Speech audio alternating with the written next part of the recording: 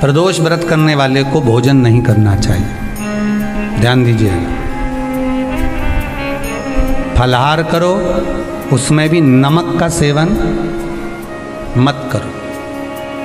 प्रदोष व्रत में नमक का सेवन वर्जित होता है। कारण क्या कारण होता है? उसका एक कारण माना गया नमक की वर्जितता। जिस समय पर एक नगर में एक ब्राह्मणी रहती थी, बहुत भाव से सुनिएगा, प्रदोष व्रत नमक को त्यागने का भाव। प्रदोष व्रत की किताब में भी मिल जाएगा आपको, आप पढ़ेंगे तो सुना होगा आपने। एक ब्राह्मणी रहती थी एक नगर में, उसका पति नहीं था, छोटा सा बालक एक साथ में रहता, छोटा सा बालक। अब ब्राह्मण के घर की धर्म पत्नी है, ब्राह्मण कर्मकांड करने वाला, पूजन करने वाला, पाठ करने वाला, अनुष्ठान करने वाला, पूजन करने वाला, मंत्र जाप करने वाला, भगवत भक्ति में डूबने वाला। ब्राह्मण तो चले गया, ब्राह्मणी बच्चे के साथ रह रही। क्या करे वो? अकेली निवास कर रही है, अकेली रह रही है। और ब्राह्मणी बच्चे के साथ भ्रमण करती रहती, घूमती, कहीं कहीं दर दर जाकर कुछ भिक्षा को मांग कर लेकर आ जाती। और भिक्षा लाने के बाद में उस भिक्षा को जब लेकर आती तो अपने बच्चे को भी खिलाती और स्वयं भी उसका पान करती। एक दिन ब्राह्मणी भ्रमण करते करते प्रदोष काल के समय पर शिव मंदिर में प्रवेश करी। प्रदोष काल के समय पर और शंकर मंदिर में जब प्रवेश करा, प्रदोष काल किसको कहते हैं? सूर्य अस्त हो रहा हो, रात्रि प्रवेश कर रही हो, दोनों का जब मिलन हो रहा हो वो प्रदोष काल कहलाता है। दोनों का जब मिलन हो रहा,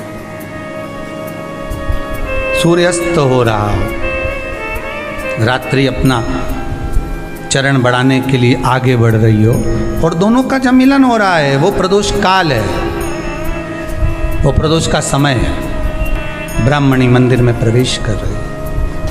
जब ब्राह्मणी मंदिर में प्रवेश करी, मंदिर के अंदर पहुंची, प्रदोष काल का समय था, प्रदोष का समय चल रहा था। और प्रदोष काल के उस समय में जब ब्राह्मणी ने देखा कि कोई भगवान की भक्ति में लगा हुआ है, भगवान के रस तत्व में डूबा हुआ है।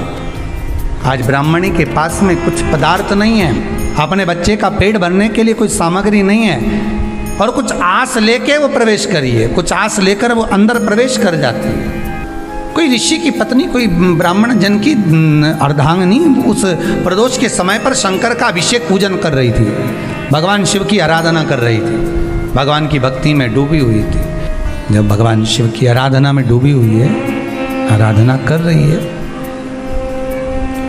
ये कुछ पाने के लिए चली गई, ये कुछ पाने के लिए गई और इसके मन में आया कि मुझे भोजन का कोई पदार्थ मिल जावे, मुझे कुछ भोजन मिल जावे, और जब मुझे भोजन मिल जाएगा तब मैं जो पाऊंगी अपने बच्चे को भी पाऊंगी। पर जिस मंदिर में वो प्रवेश करी थी, जहाँ पर नारी पूजन कर रही थी शंकर की प्रदोष काल में, वहाँ पर पड़ी हुई कुछ वस्तु को इस ब्राह्मणी ने मांग लिया। मेरे बालक को बहुत भूख लगी है, मेरा बच्चा बड़ा भूखा है, इसके भोजन के लिए थोड़ी सी सामग्री दे दीजिए, इसके भोजन के लिए थोड़ा सा कुछ रस तत्व दे दीजिए। उसने उठाया थोड़ा सा पदार्थ, कुछ जो उसके पास में था वो दिया। जब दिया तो देने के बाद जब उसे प्राप्त हुआ और होने के बाद में जब वो मिल गया उसको, तो उसने उस समय पर उस पदार्थ को जैसे ही मुख में लिया, लेते ही कहा इसमें तो स्वाद नहीं है, इसमें स्वाद नहीं है। उस ब्राह्मणी ने बड़ा सुंदर एक संवाद कहा। घर का जो बड़ा होता है ना, घर का जो बड़े होता है, घर का बुजुर्ग जो होता है, घर का जो प्रथम स्थल प्राप्त करने वाला, मेन कुर्सी पर अच्छी जगह पर जो बैठने वाला होता है ना, ब्राह्मणी कहती है वो कभी किसी वस्तु में ऐब नहीं देखता, मिनक नहीं निकालता। समाज के अन्नकूट होते हैं, समाज के जब अन्नकूट होते हैं महाराज, समाज के जब अन्नकूट होते हैं, बड़ी बड़ी समाजों में जब कार्तिक महीने में अन्नकूट महोत्सव होते हैं, बहुत सारा प्रसाद बनता है। जो बुजुर्ग होते हैं ना, बड़े समझदार लोग होते हैं ना, तो अन्नकूट की जब प्रसाद खाने बैठते हैं ना, उसमें नमक नहीं भी होता ना तो नहीं बोलते कि इसमें नमक नहीं है। पर जो हमने डोनेशन दिया है, जब तुम आए थे समाज वाले तो हमने 1000 का लिफाफा दिया, 500 का लिफाफा दिया, 2000 का लिफाफा दिया और भोजन ऐसा बनवाया। एक व्यक्ति वो जो खाकर चुपचाप चले गया और एक व्यक्ति वो जिसने प्रसाद पर उंगली उठाई। इन दोनों को अन्नकूट की तारीख पे इनका नाम लिख लो और अगला अन्नकूट आए तब दोनों की दशा देखना। एक जो चुपचाप खाकर चले गया, भगवान के प्रसाद को प्रसाद मानकर, प्रभु का दर्शन मानकर लेकर चले गया, वो उन्नति की सीढ़ी पर चढ़ता चले गया। और जो मिनक निकालता रहा वो साल भर खटर पटर की जिंदगी जीता रहा। भगवान के प्रसाद में कभी भी ध्यान रखिएगा, भगवान के प्रसाद के अंतर्गत स्वाद की कोई मूलता नहीं होती। भगवान का प्रसाद स्वयं स्वाद है।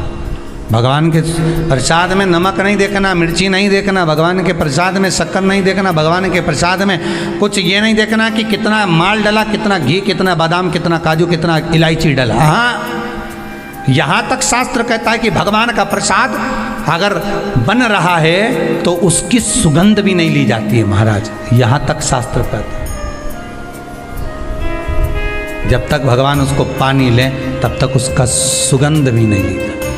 और कई कई जगह तो भगवान को प्रसाद अगर सूखा सामान हाथ में आ गया, इलायची कैसी है, मंदिर के अंदर जाने वाली है भगवान को डलने के लिए, लाओ यार किसकी दुकान से आई इलायची बताओ, इलायची तो 25 बार सूंघा, हाँ हाँ अच्छी है, अब सूंघ लिया तो भगवान इसको स्वीकार करेगा क्या? अरे जम के तो बोलो। एक फूल तुमने बगीचे से तोड़ा और सोचा इसमें पहले मैं सूंघ लेती हूँ, इसमें स्वाद है कि नहीं, इस फूल में गंध है कि नहीं, इसमें सुगंध है कि नहीं, और फूल सूंघ लिया, उसके बाद तुम भगवान को देखो, भगवान स्वीकार करेगा नहीं। कई कई घरों में तो हंडी से दाल चलाती जाए अपने हाथ में डाल के। महाराज ब्राह्मणी ने जैसे मुख में लिया थूक दिया। ये श्रेष्ठ नहीं है। जो ऋषि की पत्नी अंदर पूजन कर रही थी प्रदोष काल में, उसने कह दिया आपका चेहरा बता रहा है कि आप ब्राह्मण की धर्म पत्नी हैं, पर आज आप दर दर जाकर अगर भिक्षा मांग रही हो, दर दर जाकर अगर भीख मांग रही हो, दर दर जाकर भिक्षा को मांग रही हो, तो इसमें आपके पति का दोष नहीं है, दोष आपका है।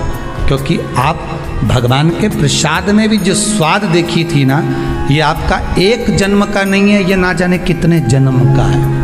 ब्राह्मणी के मस्तिष्क में बैठ गया, ब्राह्मणी के उस वो कहा ना, वो बक्कल में नहीं अक्कल में बैठ गया कि ये स्वाद नहीं देखना। इसलिए प्रदोष व्रत के अंतर्गत ब्राह्मणी ने उस दिन से विचार कर लिया कि जैसे आप पूजन कर रही हो, जैसे आप अर्चना कर रही हो, जैसे आप आराधना कर रही हो, ऐसी आराधना, ऐसी पूजन, ऐसी भक्ति मैं भी करूँगी, ऐसी आराधना मैं भी करूँगी। अब मैं स्वाद नहीं देखूंगी। तो प्रदोष व्रत करने वाले को ध्यान रखना चाहिए कि नमक का सेवन ना करे, भोजन ना करे, फलाहार करिए, फल का आहार करिए, प्रयास करिए। और यदि आपने व्रत का ले लिया भोजन का कि हम तो एक टाइम फलाहार करेंगे, एक टाइम भोजन करेंगे, ऐसा भी कई लोग प्रदोष ले लेते हैं, तो वो बात आपकी है, आप तक रखो, ठीक है, अपने मन तक। ठीक है, बाबा आपकी मनोकामना पूर्ण करे, वो भी भाव रखे। अरे भगवान को धन्यवाद दो कभी कभी कि तूने अच्छे घर में पैदा किया, अच्छा परिवार दिया, अच्छा पति दिया, अच्छी पत्नी दी, अच्छे बच्चे दिए, अच्छा कुटुंब दिया, घर दिया, दुकान दी, जमीन जायदाद दी, शरीर अच्छा दिया, हाथ पैर आँख नाक मुंह सब बढ़िया दिया, एक के भी निपटा के नहीं भेजा तूने। मान लो एक आध निपटा के भेज देता तो क्या झगड़ा करने ऊपर जाते? एक ही कान देता और एक गायब कर देता तो यहाँ से चिपका देता, तो क्या कर लेते? हाथ एक देता और एक गायब कर देता। तो क्या झगड़ा करने जाते हैं ऊपर कि मुझे ऐसा शरीर दिया? नहीं, भगवान को धन्यवाद देना कि मुझे अच्छे घर में पैदा करा, कटोरा लेके वहाँ चौराहे पे नहीं बिठाया, तूने अच्छा घर दिया, 2 समय की रोटी दे रहा है, खूब जोरदार शरीर दिया, भजन करने का मुहूर्त दिया, और बचा कुचा था तो ये सियोर वाला महाराज दे दिया, कथा सुनाने वाला। शाम के समय पर प्रदोष काल में बेलपत्री के पेड़ के नीचे, चाहे शंकर के मंदिर के दरवाजे पर या शिव मंदिर में, अगर आप प्रदोष के दिन दिया लगाते हो, सोमवार के दिन दिया लगाते हो, तो ऐसा कोई व्यक्ति नहीं जिसको मेरे देव अधिदेव महादेव मेरा विश्वनाथ भंडार नहीं भरता हो, खाली नहीं छोड़ेगा, दे देगा, भंडार भर देगा, कमी तो नहीं रख सकता, ये पक्का। पर तुम करना ही नहीं चाह, 2-4 सोमवार करो और उसके बाद के तो महाराज जी हमने तो करा था, हमको तो मिला ही नहीं, 2-1 प्रदोष करा तुमने, अरे 1 साल करो, सारे दर बदर भी तो अपन ठोकर खा कर आए, इतना साल निकाला अपन ने, और 6 महीना 3 महीना 4 महीना भगवान से निवेदन तो करो, दिल से कहो तो सही, नी भंडार भरे तो बात दूसरी, एक बार बोलो तो। पर जगत के लोगों के सामने जाकर मत कहना, कहना तो देव अधिदेव महादेव से कहना। प्रदोष व्रत करने वाले को प्रदोष के दिन प्रयास करना चाहिए कि रात्रि के समय पर आधा घंटा, 10 मिनट, 20 मिनट जागरण करे। जागरण मतलब थोड़ा भगवान का भजन कर ले, भले 4-5 माताएं इकट्ठी नहीं हो तो अपन अकेले ही कर लो। अपन अकेले कम है क्या भाई, अपन कम पड़े, आराधना अकेले भी करो, जागरण करो। जब आपकी 11 प्रदोष हो जाए, 26 प्रदोष हो जाए, तब उद्यापन करो। उद्यापन 2 ब्राह्मणों को जोड़े से बुलाओ, ब्राह्मणों को जोड़े से बुलाकर उनके चरणों की पूजन कर कर, आराधना कर कर, सुंदर मंडप तैयार कर कर भगवान का, उसमें सुंदर रंगोली डालकर, मंडल बनवाकर पूजन करो शंकर भगवान की प्रदोष का। एक दिन पहले गणेश की आराधना करो, पूजन करो, और प्रदोष वाले दिन जो मंडल बनाए हैं पूजन अर्चना करने के लिए, जो स्थान दिया है उसकी आराधना करो। खीर की आहुतियाँ दीजिए 108 बार, जो ब्राह्मण आए उनके माध्यम से मंत्रों द्वारा पूजन कराकर खीर की आहुतियाँ दीजिए शिव नाम के। महाराज फिर ब्राह्मणों को जोड़े से भोजन कराकर, चरणों को नमन कर कर, दक्षिणा प्रदान कर कर, निवेदन कर कर ब्राह्मणों से कहें, हे ब्राह्मण देवता, आप हमें आशीर्वाद प्रदान करें कि जिस प्रदोष का हमने व्रत किया है उस व्रत का पुण्य फल हमें प्राप्त हो। ऐसा ब्राह्मण चरण को नमन कर कर, प्रणाम कर कर उनसे अपने मस्तक पर अक्षत छुड़वाएं, फिर नमन कर कर भोजन कराकर विदा करें। शाम को भगवान का जागरण